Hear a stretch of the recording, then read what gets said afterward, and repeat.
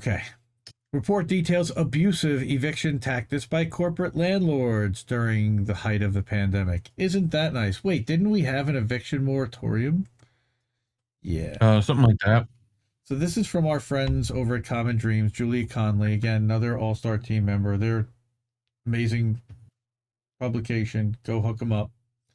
For $5 a month, you can subscribe and become like a subscribing member, get premium content, but just support them just because they're good. And we need more reporting like this. So, these firms, as we know, are buying up a lot of housing, and they're particularly buying up housing in places that have relatively weak tenant protections.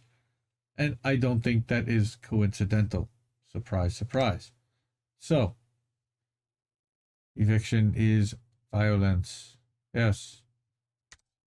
So, 4 large corporate landlords filed nearly 15,000 eviction actions in the first 16 months of the pandemic, with some executives and property managers engaging in harassment and deception of their tenants and deliberately inflicting cruelty on people who had been unable to pay their rent.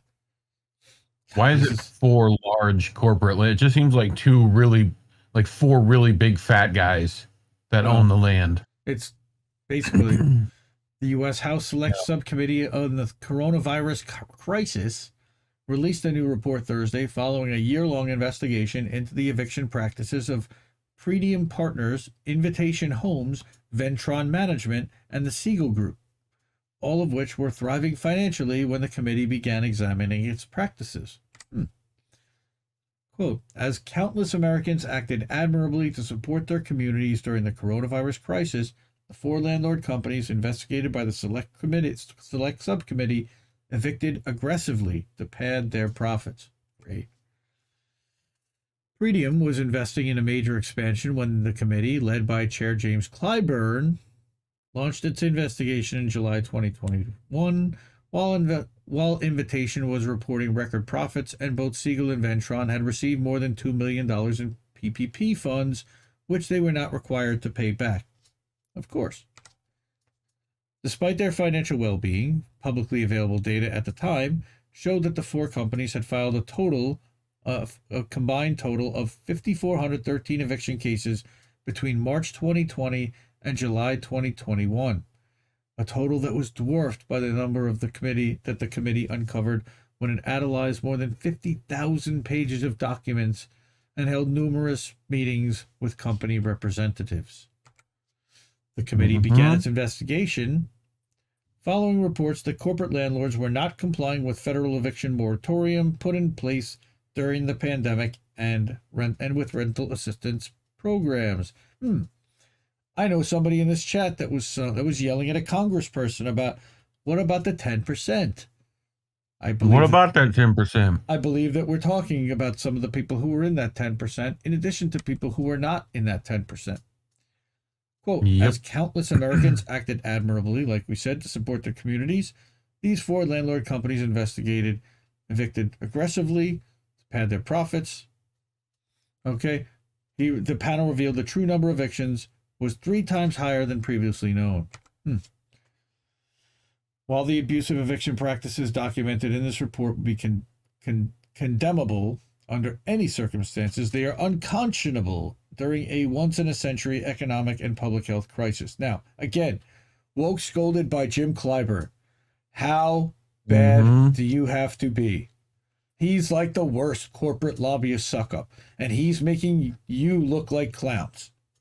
Rather than working with cost-burdened tenants, abiding by applicable eviction moratoriums, and accepting federal rental assistance, these companies, with properties across 28 states, expedited evictions above all else. How much do you want to bet that these 4 rental companies will find donations into Jim Clyburn's coffers over the next 6 years? Yep.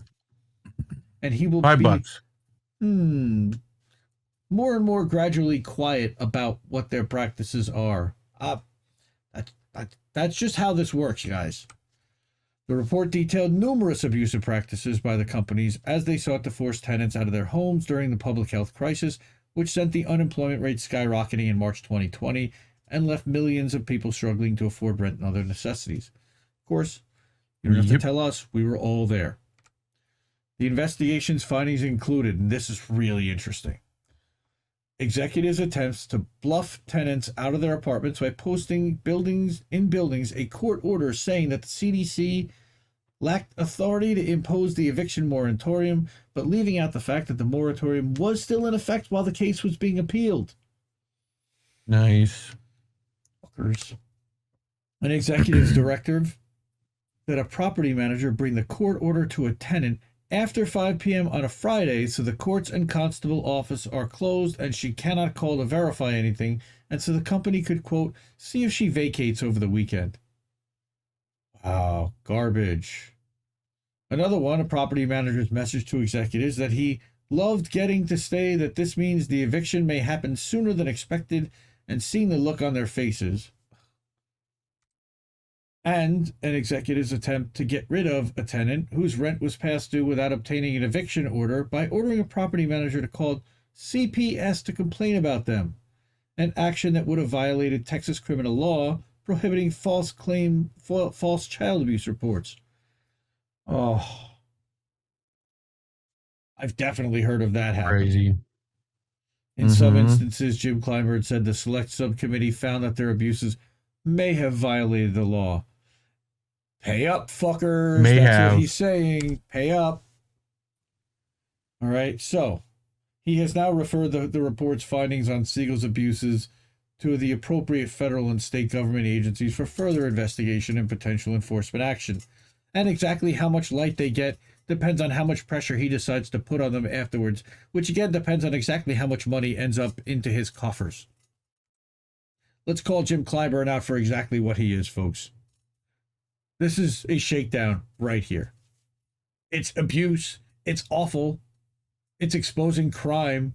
It sucks. But Jim Clyburn's not doing it for any of those reasons. I'm sorry. No.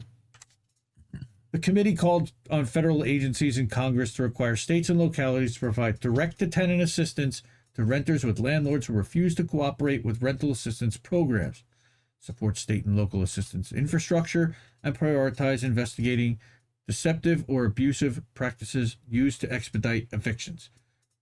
Again, I'm not saying the Republicans are good. Republicans are garbage as well. But Jim Clyburn is effectively, in a lot of ways, no different financially than a Republican. Peter Hepburn, a research fellow with Princeton University's Eviction Lab, told NPR that the committee's report likely only reveals the tip of the iceberg and that abuses by corporate landlords could be rampant across the country. All you have to do is talk to any of our friends. You can hear about all of these rampant abuses. Quote, these firms are buying up a lot of housing, and they're particularly buying up housing in places that have relatively weak tenant protections, like we said, and we don't think that that is coincidental.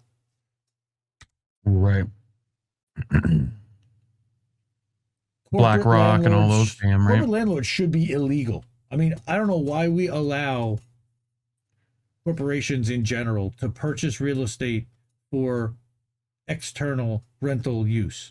They want to buy an apartment or buy a house for their employees to stay in. That's fine.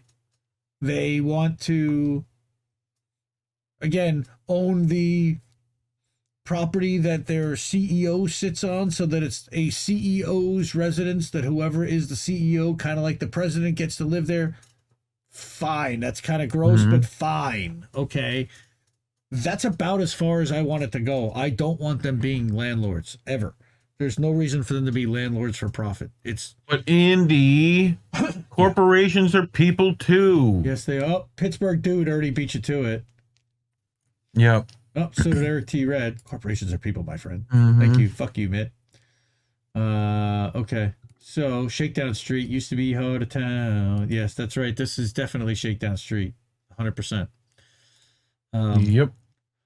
Jim Clyburn's waiting, guys. He's got his knee. He's ready to hit the ground. God, this is gross. I mean, this is just an open signal to, hey.